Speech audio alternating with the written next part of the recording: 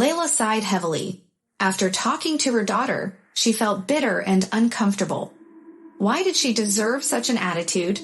Who was to blame if she still wanted to live a normal life in retirement? Or shouldn't she have taken the job after all and go with her daughter? You have to act in our best interest, and if we need your help, we expect you to give it to us and not refuse, she blamed her daughter Aubrey. A request? Do you call it that now? You presented me with a fact, an ultimatum. I have to take care of my grandchildren, repeated Layla and emphasized the word. And you don't believe that you should fulfill your obligations towards your children and family? Are you suggesting that I should look for a nanny? As long as Grandma is still alive. What should I tell my friends? That's embarrassing. What's wrong if I retire in my retirement?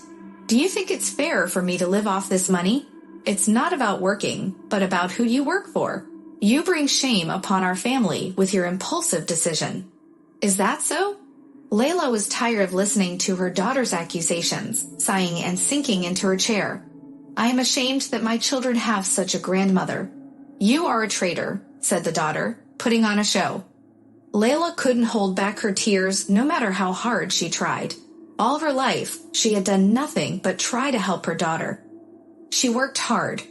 First, as an accountant in the factory, she decided to take a risk and offer her husband to open their own business, a small shop. The family business gradually expanded and grew. The couple managed to raise their daughter, provide her with education, buy an apartment, and even help her find a job. But then, with the emergence of online marketplaces, the major players swallowed up retail stores. People started shopping online, and it became unprofitable to maintain shops in rented spaces. The constant inspections undermined Layla's health, and she decided that enough was enough. It was time to rest. The savings were enough to live for a while without needing anything. But Layla, who was used to helping her daughter and knowing that she always had money in her pocket, was not satisfied with the pension she received. And when her husband, Kirill Ivanovich, died and there was no second pension, she realized that peace is good, but it would be nice to work. She didn't want to return to accounting or do something completely new. She had worked so hard in this area that she was fed up with the thought of such a job. When Layla started looking for something suitable, she found that it was difficult to find a job at her age. She mainly found jobs for cleaning staff and housekeepers. Layla didn't like this type of work. She shared her worries with her neighbor, who gave her an idea. The woman turned to a specialized agency and almost immediately found a suitable option. At that time, Layla couldn't have guessed that her daughter would accuse her of. Aubrey was just like her mother. She had a business sense and was able to secure a good job after the family business closed down. In her new job, Aubrey quickly found a husband and immediately blessed Layla with grandchildren. When Aubrey's first child turned 3, she made the decision to return to work after the birth of her second child. This led to a misunderstanding. The eldest grandson, Nathan, started attending kindergarten and was getting ready for the first grade. As for Anthony, who was still quite young, he couldn't go to kindergarten just yet. Aubrey relied on her mother and called Layla to ask for her help. "Mom, I need you," Aubrey said. Layla was confused. "What does this mean?" she asked. "Literally, I go to work and I want you to babysit. And Nathan has to be picked up from the daycare center at 4 o'clock and brought to class. Until 6 o'clock you go for a walk with Anthony near the school, wait for Nathan, and then pick him up and take him home. Dylan is usually already at home, so you are free at 7 o'clock. On which days?" asked Layla. "Of course, from Monday to Friday," considered Aubrey. "From 9 to 7, I have to be at work at 9, so 8. I don't know what to say, I know, but I also have a life. I just wanted to tell you that I wanted to work next week." "Why do you have to work?" My daughter was surprised. "You said you had worked all your life and would have been happy to retire." "Times change, Aubrey. You said it yourself about the high prices. I can't just live on my pension. Then you can work on the weekend. And during the week of 8 to 7 work." Layla giggled.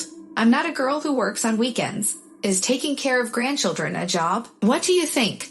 I have to wake up at 6:30, pack quickly, take public transportation to be with you at 8 o'clock. You live far away. I would have to transfer. By the way, that also costs something. Then I have to take care of a baby that is used to sleeping in my arms. I will be looking after Anthony all day. I have to feed him, change his diapers, take him for a walk. How am I supposed to carry a stroller down the stairs from the 4th floor at 65 years old? Did you think about that? Or does my son-in-law come and take it outside? And then, after the walk, Dylan comes and takes him home. It is not that hard. You just have to have the shot, says Aubrey, who has recently complained about how uncomfortable it is to go alone with a baby. After that, I have to walk across the neighborhood to your kindergarten with a stroller, and then drive to the school readiness center with 2 children. How can you imagine that?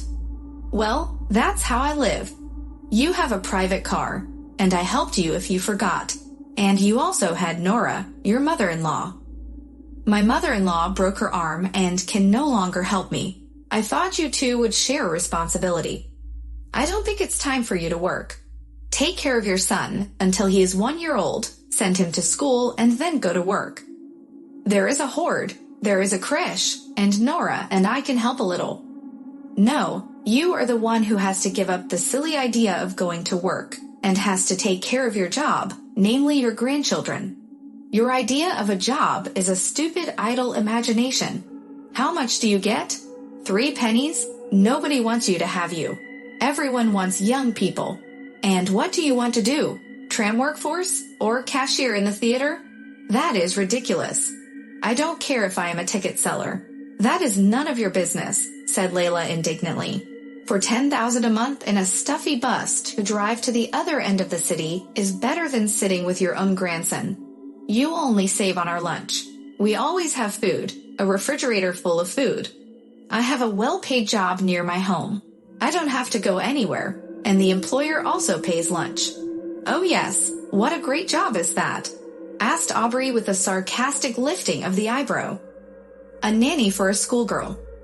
A break could be heard at the other end of the line. Aubrey analyzed what she had heard and remained silent. You work from 12 to 6 or 4 days a week. The wages are hourly and quite high. The most important thing is that there are no travel, no transfers, and no hard work.